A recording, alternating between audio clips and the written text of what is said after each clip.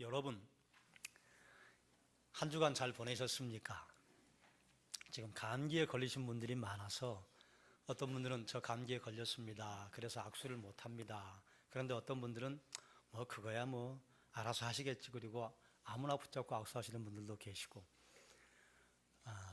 감기에 걸려온 분들은 바이러스를 가지고 있는 분들이잖아요. 감기에 걸린 분이 가면 감기를 옮겨요.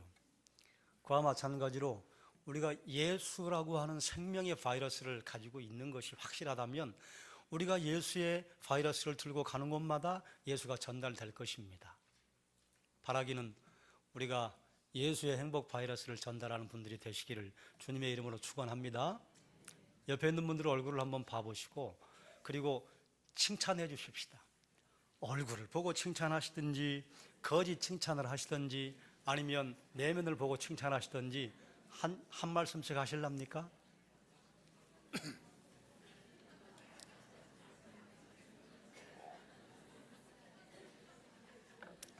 자, 그렇게 우리 이제 옥수수가 나오기 시작했잖아요. 이 상태로 인사하십시다. 주님의 이름으로 축복합니다. 잘 나오셨습니다. 또 한 번 인사하십시다. 주님의 이름으로 사랑합니다. 예. 어떤 분들은 옆에 사람 얼굴은 감히 쳐다보지 못하고 본 것처럼 대충 사랑합니다. 그런 분들이 계셔요. 잘 오셨어요. 오늘 함께 나누려고 하는 말씀의 제목이 성령을 받으라. 여러분, 우리 교회 2016년도 표가 뭔 줄 아십니까?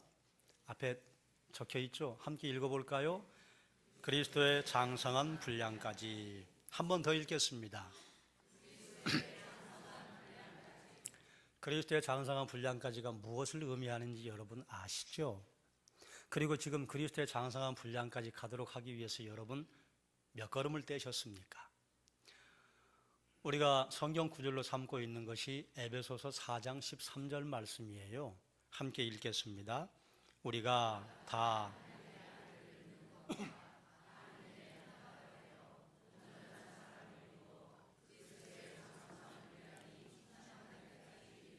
아멘. 여러분이 그리스도의 장성한 분량에 이르기까지 가시기를 주님의 이름으로 축원합니다. 어떻게요?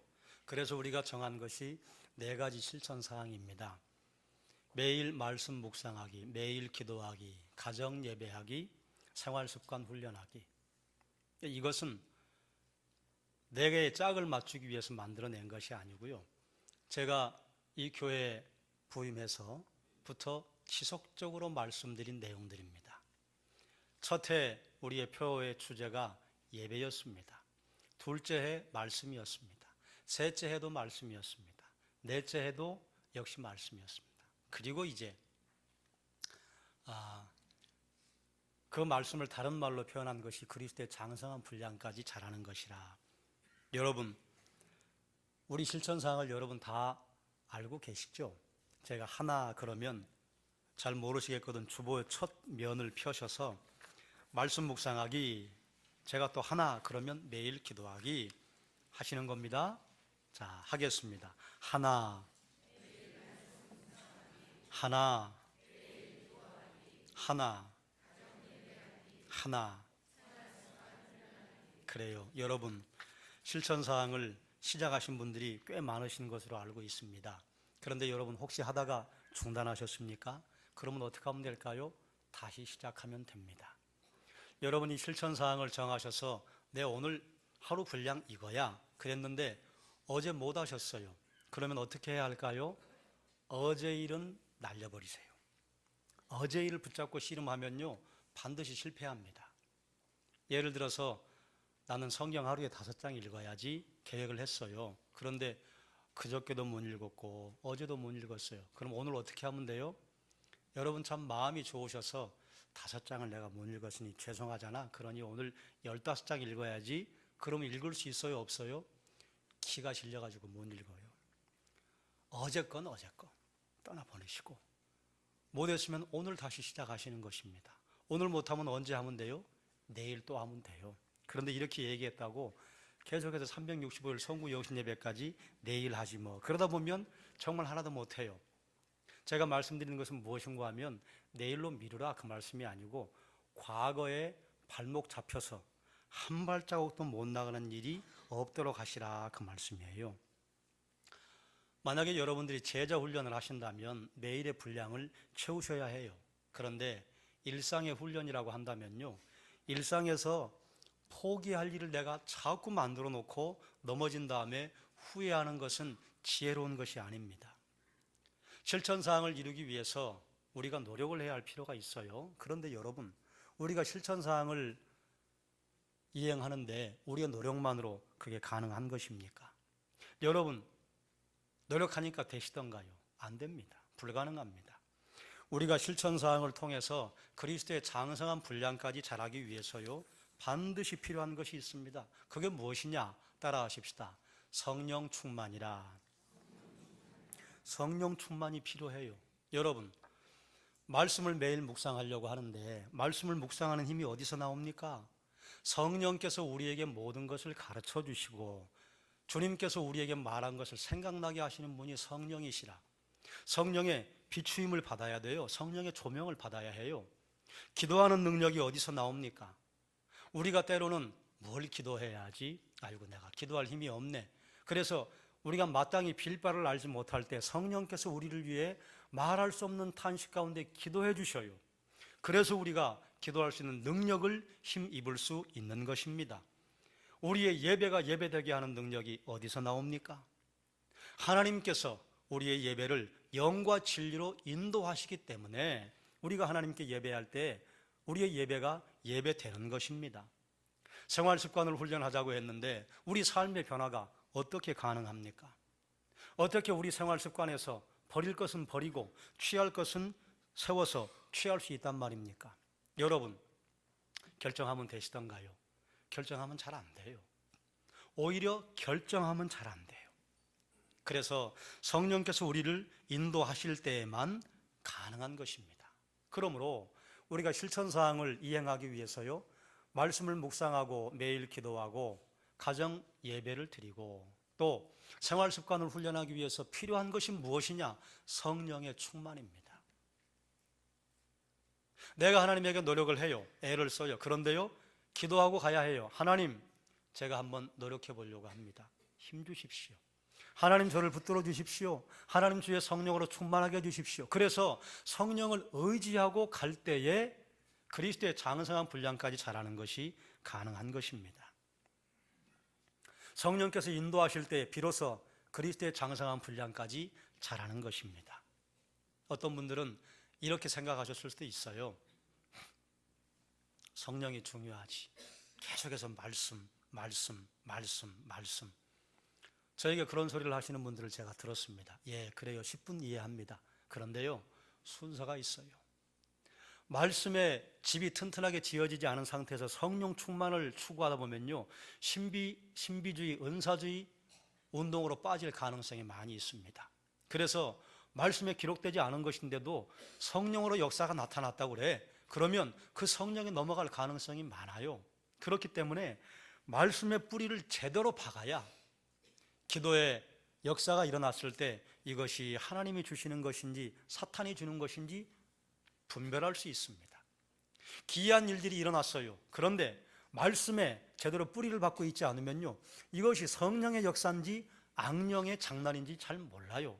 그래서 말씀을 중시하는 것은요, 해도 다함이 없습니다. 그래서 그동안 말씀을 강조했는데 우리 교회 가족들이 요즘 말씀 많이 보셔요. 우리 교회 성도들이 보는 말씀이 처음 시작했을 때 1500장, 2000장, 2900장, 3000장, 이제는 4000장을 넘어갔어요. 그래서 이제 여러분 말씀 묵상해야 합니다. 제가 말을 바꿨습니다. 그러면 이제 무엇을 해야 되느냐? 말씀의 통독과 묵상, 그리고 암송이 가능해지면 그러면 성령 의지해야 합니다. 우리의 머리로 하나님의 지식을 알 길이 없습니다. 우리의 이성으로 하나님의 비밀을 알 길이 없습니다. 어느 정도는 필요해요. 지식이 필요해요. 그런데요, 지식을 넘어서는 것은요, 성령의 능력이라야 가능합니다. 그러니 이제는 성령의 충만을 간구해도 될 때가 되었다, 제가 판단했어요. 제자들이 모인 날이 언제냐? 안식 후 첫날 저녁 때, 요즘 우리가 지키는 주일 저녁에 모였어요. 그런데 어떻게 모여 있는가? 유대인들을 두려워해서 그들이 모인 곳에 문을 걸어 닫았습니다. 왜 모였는가? 왜 안식 후 첫날 저녁 때 모였을까요? 여러분, 안식 후 첫날이 언제입니까? 주님이 부활하신 날이에요. 요한복음 20장 1절에 보면 안식 후 첫날 아침에 일찍이 막달라 마리아와 다른 여인들이 예수님의 시신에 향품을 바르기 위해서 예수님의 무덤을 찾아갔습니다. 그런데 무덤이 열렸어요. 시신은 보이지 않아요. 막달라 마리아가 부활하신 주님을 만났습니다. 그리고 부활하신 주님과 대화를 하고 주님께서 몇 말씀 하셨는데 뭐라고 하셨느냐? 내가 갈릴리로 갈 거다. 제자들에게 먼저 갈릴리로 가라고 전해줘라. 막달라 마리아가 얼마나 놀랐겠습니까? 그 놀란 가슴을 부여잡고 제자들에게 와서 말했다, 그 말이요. 주님 부활했습니다. 그리고 주님이 먼저 갈릴리로 가라고 하십니다. 지금 아침에 새벽 대바람에 막달라 마리아가 나가더니 주님 부활하셨다고 하는 소식을 가지고 왔어요. 이 소문이 제자들에게 퍼졌습니다. 그 제자들이 하나씩 모였어요. 저녁 때 모였다, 그 말이에요. 그런데 이때 모인 제자들이요, 어떤 마음으로 모였을까? 이러고 모였을 것 같아요. 제가 말씀을 묵상하다가 이 먹고 이러고 모였을 것 같아요. 이건 뭐냐? 예수님이 부활하셨다니. 여러분, 우리는 예수님이 부활하는 것을 당연하지 이렇게 생각해요. 그런데 제자들은 지금 예수님 부활하신 사건이요, 처음 사건입니다. 여행하시다가 보면 차를 몰고 갈 때 처음 가는 길은요, 그리 멀지 않은데도 대단히 먼 것처럼 느껴집니다. 그런데 두 번째, 세 번째 가면요, 꽤 먼 길인데도 가까운 것처럼 느껴져요. 왜 그런가 하면 익숙해졌기 때문입니다. 제자들이 지금 부활의 사건을 압니까? 부활을 경험해 본 적이 있습니까? 부활의 사건이 성경에 기록된 게 두 번 있었어요. 한 번은 구약에 기록된 사렙다 과부의 아들이 엘리야 때문에 살아나요. 그리고 성경에 기록되지 않았지만 아직은 제자들이 목격한 게 있어요. 야이로 회당장의 딸이 죽었는데 예수님께서 찾아가셔서 소녀야 일어나라, 달리다굼. 죽었던 소녀가 일어났어요. 봤다, 그 말이에요. 그런데 그때 살아난 사람들은 아이였어요. 예수님은 어떻게 죽으셨습니까? 처참하게 찢겨 죽었습니다. 로마 군인들이 휘두르는 채찍은요, 인정사정이 없습니다. 여러분, 패션에서 예수님의 순환의 장면을 봤습니까? 그건 약과예요. 채찍을 휘두르면요, 어디가 떨어져 나갈지 몰라요. 살점이 다 떨어져 나가서 너덜너덜해서 십자가 위에 올라가서 죽었다, 그 말이에요. 그런데 그 주님이 살아나셨다? 어떻게? 그럼 그 주님이 살아나시면 도대체 어떤 모습으로 살아나셨을까? 아니, 그렇게 너덜거리는 시체가 십자가에 매달렸는데 어떻게 살아났을까? 상상이 안 돼요. 그러니까 이건 뭐냐? 이 먹고 그리고 모인 거예요. 제자들의 주된 감정이 뭡니까? 기쁨이에요? 아니에요. 성경은 뭐라고 해요? 유대인들을 두려워하여 그들의 모인 곳에 문을 닫았더라. 두려움이 주된 감정입니다. 이들의 두려움을 확실하게 표현해 주는 것이요, 그들의 모인 곳에 문을 닫았답니다. 꼭꼭 걸어 닫았어요. 들킬까 봐, 다른 사람이 들어올까 봐. 두려움의 대상이 누굽니까? 유대인들입니다. 어떤 두려움일까요? 불과 며칠 전까지 제자들이 꿈에 부풀어 있었어요. 어떤 꿈이에요? 우리 예수님이 나라 한번 세우시면 우리는 인생 끝난 거야, 이제 쨍하고 했던 거야. 한 사람은 주님의 우편에, 한 사람은 주님의 좌편에. 그래, 뭐 대충 뭐 베드로, 야고보, 요한이 그런 자리를 잡는다고 하면 우리는 그래도 내무부 장관, 외무부 장관 뭐 이런 거 할 거야. 꿈에 부풀었어요. 그런데 그 꿈이 순식간에 깨져버렸습니다. 그리고 그렇게 능력을 행하시던 예수님이 아무런 능력도 드러내지 않으시고 처참하게 십자가에 매달려 죽으셨어요. 예수님을 죽이는 사람들이라면 제자들 죽이는 건요, 그건 손바닥 뒤집는 것입니다. 그래서 제자들은요, 죽음에 대한 두려움이 있었습니다. 또 어떤 두려움이에요? 예수님께서 십자가에 죽으실 때 철저하게 왕따 당하셨잖아요. 제자들에게 왕따 당하시고 산헤드린 공회원들에게 왕따 당하시고 십자가 앞에 서 있던 사람들의 수많은 사람들은요, 예수님에게 능력을 경험한 사람들이 서 있었어요. 그 사람들이 주님을 외면했습니다. 제자들의 두려움은요, 친족들에게 산헤드린 공회로부터 그리고 유대인 공동체로부터 왕따 당할 것에 대한 두려움입니다. 그런데 이 두려움보다 더 큰 두려움이 저는 다른 것이었을 것이라고 묵상했어요. 이렇게 생각하지 않았을까요? 이건 뭐냐? 내가 3년 동안 지금 무슨 짓을 한 거냐? 내가 지금 예수님 이거 따라온 게 잘한 거냐? 잘한 줄로 알고 따라왔단 말이에요. 그런데 십자가에서 곱게 돌아가신 것도 아니고 처참하게 찢겨 돌아가셨어요. 장사도 치르지 못했어요. 제자들이요, 그래 맞아 우리 주님 부활했어 그러면요 기뻐하며 모였더라 그래야 돼요. 그런데 두려워 모였어요. 지금 반신반의하는 거예요. 분명히 주님께서 말씀하셨어요. 내가 이방인들에게 팔려서 죽을 것인데 사흘 만에 다시 살아날 것이다 하시는 말씀을 해주셨어요. 제자들이 그 말씀이 떠올랐겠죠? 그래 살아나신다고 하셨는데 어떻게? 감이 안 잡혀요. 상상이 안 돼요. 그런데 두려운 건요 어쩔 수 없어요. 그래서 반신반의하며 여기 모였어요. 사랑하는 여러분, 여러분에게는 어떤 두려움이 있습니까? 여러분의 두려움은 어떻게 드러납니까? 여러분을 감싸고 있는 두려움에 대한 해결책은 무엇입니까? 예수님께서 제자들 사이에 나타나셨어요. 그리고 가운데 갑자기 나타나셔서 말씀하셨어요. 너희에게 평강이 있을지어다. 이것은 간단한 인사이기도 하거니와 대단히 의미 있는 인사이기도 해요. 일반적으로 히브리식 인사가 너희에게 평강이 있을지어다예요. 샬롬 한다 그 말이에요. 그런데 지금 왜 샬롬이라고 인사하십니까?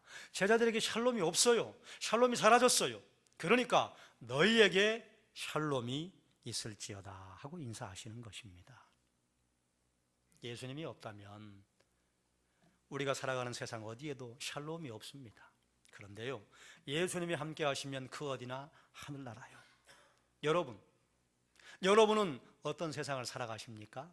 여러분은 어떤 생을 살아가십니까? 주님이 주시는 평안은요 세상이 주는 것과 달라요. 주님이 말씀하셨어요.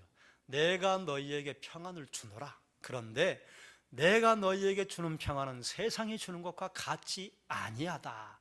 그러므로 근심하고 두려워하지 말라.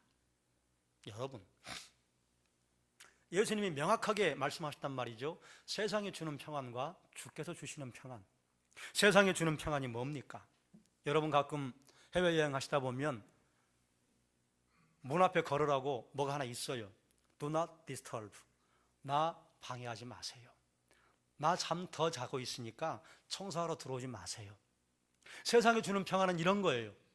밖에는요 그대로 있어요. 그런데 거기서 내가 벗어날 뿐이에요. 세상에 말하는 평안은 방해받지 않고 살게 하는 것입니다. 혼란 속에서 나를 콕 집어 빼내가지고 자유를 얻게 하는 것. 그런데 이처럼 세상이 우리에게 주는 평안의 특징은 무엇이냐? 현실 도피하는 것입니다. 도망가는 거예요.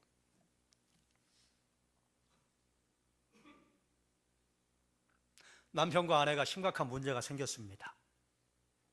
어떤 사람은 거기 앉아서 문제를 해결하고요. 어떤 사람은 도망가 버려요. 여러분, 도망가면 문제가 해결됩니까? 직장에서 어떤 심각한 문제가 생겼습니다. 내가 큰 잘못을 했어요. 어떤 사람은 거기 앉아서 그걸 해결하고요. 어떤 사람은요 사라져 버려요. 잠수해 버려요. 여러분, 잠수 타면 문제가 해결이 됩니까? 안 됩니다. 세상이 우리에게 준다고 하는 평안은요 그건 현실 도피이지 문제 해결이 안 돼요. 그런데 영적인 문제에서요 우리가 현실을 도피하잖아요. 그러면 반드시 그 문제가 또다시 우리를 찾아옵니다. 그런데 주님이 주시는 평안은 어떤 특징이 있어요? 혼란의 현장에 우리를 그대로 두십니다. 그대로 두시고 거기서 평안을 주셔요. 제자들이 갈릴리 바다에 들어갔을 때 광풍을 만나게 되었습니다. 그래 주님에게 우리를 살려주십시오. 우리 죽게 되었습니다. 왜 우리를 돌보지 않으십니까? 그때 주님이 얘들아 신속히 빨리 무트로 이동하자 그러지 않으셨습니다. 그 현장에서 문제를 해결하셨어요. 제자들은 여전히 바다 위에 떠 있습니다. 이것과 같지요.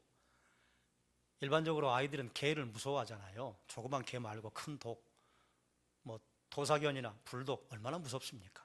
그런데 어떤 아이가 개를 무서워하는데 자기 옆집에 큰 불독이 산단 말이에요. 그런데 학교에서 끝나고 집에 가려고 하는데 옆집 아저씨가 불독을 입구에다 매놨어요. 지나가면 돼요. 묶여 있으니까. 그런데 거기를 못 가고 1시간, 2시간 전전긍긍하고 서 있어요. 마침 아버지가 퇴근해 돌아오셨어요. 아버지 손잡고 그 앞으로 지나갈 수 있습니까? 없습니까? 지나가요. 이 아이에게 두려운 마음이 사라졌어요. 왜요? 아버지가 계시니까. 그리고 아까는 두려웠는데 지금은 지나가면서 불독에게 혀까지 낼름거릴 수 있어요. 여유를 갖는다 그 말입니다. 이것이 주님이 우리에게 주시는 평안이에요. 주님이 우리와 함께 하시면 현장은 그대로 있어요. 그 현장을 떠나지 않게 하세요. 그러나 그 안에서 평안을 누리게 하시는 것입니다. 주님께서 제자들 사이에 나타나셔서 말씀하시자 제자들에게 기쁨이 임했습니다. 보세요. 상황은 그대로 있습니다. 변한 게 없어요. 그런데 주님이 오셨는데요, 모이기 전에는 유대인들이 두려워서 그들이 모인 곳에 문들을 닫았는데 예수님께서 그들을 가운데 서셔서 평강이 있을지어다라고 말씀하시자 제자들이 듣고 기뻐했습니다. 여기서 중요한 말씀, 제가 몇 번 드렸던 말씀 한 말씀 드리겠습니다. 여러분이 두려움을 만나면 그 두려움 남들이 여러분에게 주는 것입니까? 어떤 상황이, 어떤 사건이 여러분에게 두려움을 주는 것입니까? 만약에 그렇다면요, 그런 상황이 벌어지면 모든 사람들은 사시나무 떨듯 두려워해야 합니다. 이렇게 설명을 해볼까요? 어떤 분은 한밤중에 험한 산중을 가는데도 평안하게 가는 분이 있습니다. 그런데 어떤 분은 집 앞에 골목길도 가로등이 고장나면 못 가는 분들이 있습니다. 어떤 사람은 집 앞에 가로등이 고장나도 두려움 없이 가는 사람이 있고, 어떤 사람은 집 앞에 가로등이 고장나면 못 가는 사람이 있어요. 그러면 모든 어둠에는 두려움이 있는가? 그 두려움이요, 어둠이 만들어낸 게 아닙니다. 누가 만들어냈을까요? 내가 만들어냈습니다. 여기 마이크가 있습니다. 이 마이크는 우리가 기쁘든지 슬프든지, 우리가 화가 났든지, 우리가 슬픔에 젖었든지 여기 항상 있어요. 이건 사실이에요. 우리에게 찾아오는 감정은요, 사실이 아닐 때가 굉장히 많습니다. 두려움을 예로 들었는데요, 모든 감정이 그래요. 여러분의 남편이 여러분을 화나게 합니까? 여러분의 아내가 여러분을 화나게 합니까? 여러분의 부모님이 여러분을 화나게 합니까? 여러분의 자녀가 여러분을 화나게 합니까? 목장의 식구들이 여러분을 화나게 합니까? 대한민국이, 이 사회가 나를 화나게 합니까? 아니에요. 내가 화를 내야지 선택하는 것입니다. 그러니까 어떤 사람은 그 상황에 화를 내고요, 어떤 사람은 그 상황에 화를 내지 않는 거예요. 두려움이요. 제자들을 엄습해서 그 두려움이 실체가 있는 것 같았어요. 그런데 주님이 그 가운데 오시자 어디로 갔는지 사라져 버렸어요. 그 상황에 제자들을 두렵게 만든 게 아닙니다. 제자들이 두려워하기로 선택한 것입니다. 이해가 되십니까? 대부분의 분들이 얼굴이 별로 밝지 않아요. 그런 것을 봐서는 도대체 왜 말장난을 하시나 그러는데, 한번 집에 가서 묵상해 보십시오. 진짜로 그렇습니다. 그래서 이것이 깨달아지면요, 이게 가능합니다. 항상 기뻐하라, 범사에 감사하라. 어떻게 항상 기뻐해요? 기뻐할 일이 있어야 기뻐하지. 기뻐할 일이 정해져 있습니까? 아니에요. 내가 그거 기뻐하기로 결정한 겁니다. 내가 그거 화내기로 결정한 겁니다. 아내가 남편이, 부모님이, 내 자녀가 나를 힘들게 한 게 아니에요.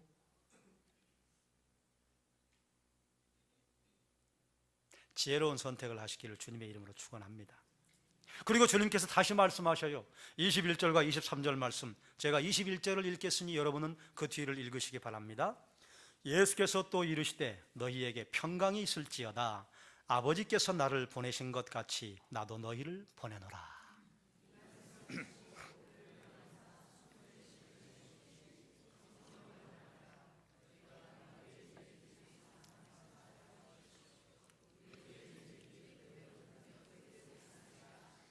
아멘. 예수님께서는 제자들에게 평강을 주시고 아버지께서 예수님을 대리자로 삼으신 것처럼 제자들을 대리자로 임명하십니다. 그리고 특별한 사명을 주시는데 세상에 복음의 메시지를 전해라고 하는 사명을 주셔요. 이것은요, 잘못 이해하면 제자들에게 죄를 사하는 권세가 있다, 이렇게 이해할 수 있습니다. 너희가 누구의 죄든지 사하면 사하여질 것이요 누구의 죄든지 그대로 두면 그대로 있으리라 하시니라.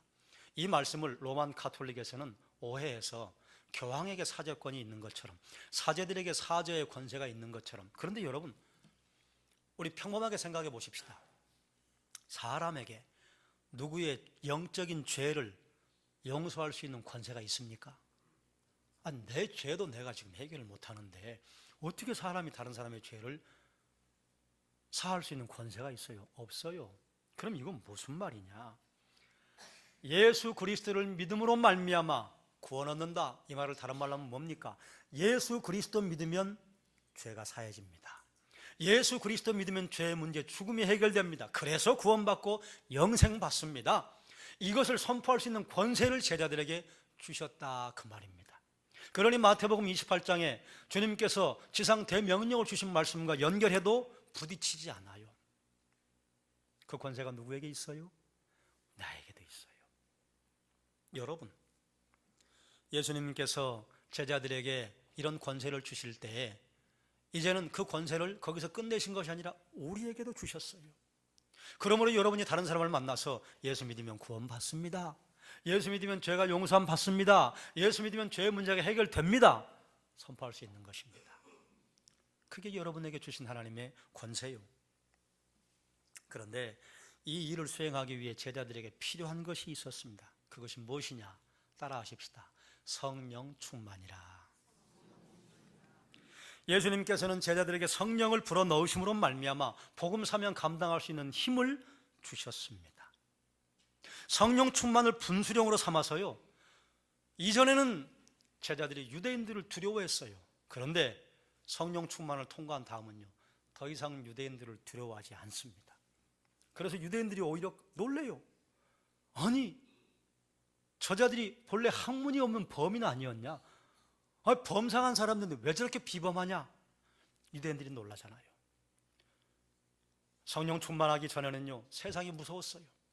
그런데 성령 충만한 다음은요, 세상이 감당하지 못할 사람들이 됩니다.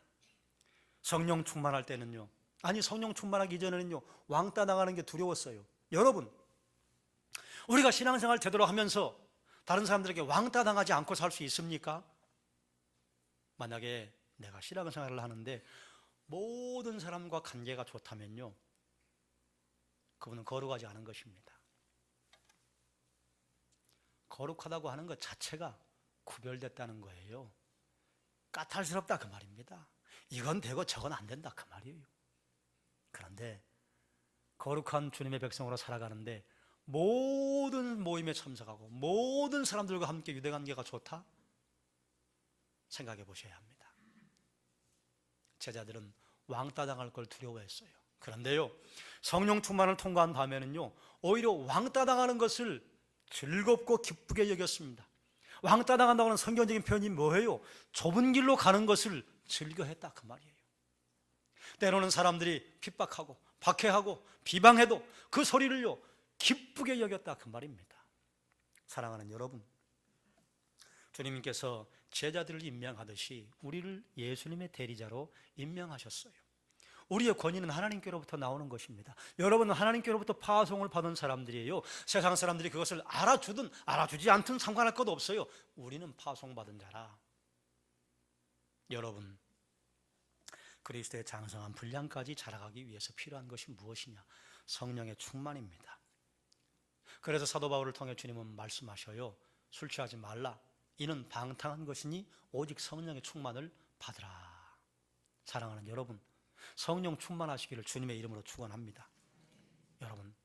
여러분에게 두려움의 대상이 사람인가요? 성령 충만하면요, 직면할 수 있습니다. 여러분에게 두려움의 대상이 세상입니까? 성령 충만하면요, 세상에 감당치 못할 삶을 살 수 있습니다. 여러분이 두려워하는 것이 다른 사람들에게 왕따 당하는 것입니까? 성령 충만하면요, 좁은 길을 기쁘고 즐겁게 갈 수 있습니다. 그리고 그 안에서 주시는 하나님의 기쁨이 있어요. 그 기쁨은요, 외부에서 오는 자극 때문에 기뻐하는 게 아니에요. 내 내면에서 넘쳐나는 기쁨이에요. 그래서 사람들이 볼 때에 왜 항상 기뻐하지? 왜 항상 감사하지? 이거 아니야? 항상 기뻐하고 범사에 감사하는 경지를 사는 사람의 그 아름다운 삶을 살아보지 않은 사람이 어찌 알리요? 알 길이 없지요. 사랑하는 여러분, 그러므로 성령 충만을 사모하시기를 주님의 이름으로 축원합니다. 성령 충만을 위해 기도하시기를 주님의 이름으로 축원합니다. 성령 충만함으로 그리스도의 장성한 분량까지 자라시기를 주의 이름으로 축원합니다. 말씀을 정리하겠습니다. 우리는 수많은 두려움을 만들어냅니다. 이제 이 말이 이해가 되실 거예요. 내가 만들어내는 것입니다. 저는요, 겁이 많은 사람입니다. 예전에 저희 시골에 변소가 자유낙하식이었는데 대낮에도 거기를 못 가서 제 동생을 데리고 가요. 너 거기서 망봐.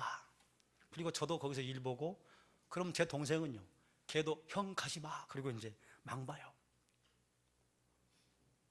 변소에 얽힌 전설이 얼마나 많습니까? 평소에는 생각이 안 나다가 가서 앉기만 하면 어떻게 그런 것들이 생각이 잘 나는지.